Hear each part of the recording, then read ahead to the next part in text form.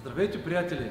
Аз съм Ицо Трошев от Шампиони на силата и сега съвсем накратко ще ви обясня за част от правилата на нашето състезание, специално при мъртвата тяга. Нещо, което неволно пропуснахме да отбележим когато създавахме видеото, официалното видео за правилата за състезанието ни. Конкретно искам да ви обясня за така наречения хичинг или придърпване на лоста по бедрата на тялото. Взехме решение и по принцип ние не използваме хичинг в нашата техника, когато учим и тренираме тяга в нашата зала. Именно за това на нашето състезание хичинга, т.е. придърпването на лоста по бедрата, няма да бъде позволено. Това означава, че всеки състезател, който използва тази техника, ще бъде декориран с червен флаг, т.е.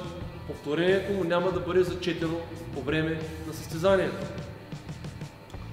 Това е наше решение, защото смятаме, че хичинга не е правилна техника и ние не заставаме зад нея и не я подкрепяме. Не съдим никой, който използва, не съдим никой, който организира състезание, където хичинга се използва. Това е решение, което всеки може да вземе. Ние сме взели нашето решение да не използваме хичинг, така че обръщаме внимание на всички състезатели, които участват в нашето състезание, да го имат предвид. Съдиите ще бъдат подготвени и ако има подобни движения при тягата, те ще бъдат декорирани с червен флаг, което означава, че опита няма да бъде зачетен.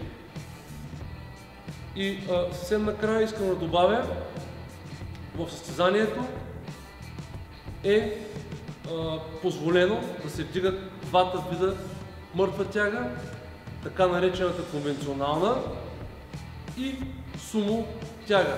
И двата стила са позволени да се вдигат на състезанието, като единственото, както и казахме в другото видео, не са разрешени екипировки, фитили, но в същото време е разрешен колан и не е ограничено използване на магнези за по-здрав хват на лоста. Благодаря ви! Успех!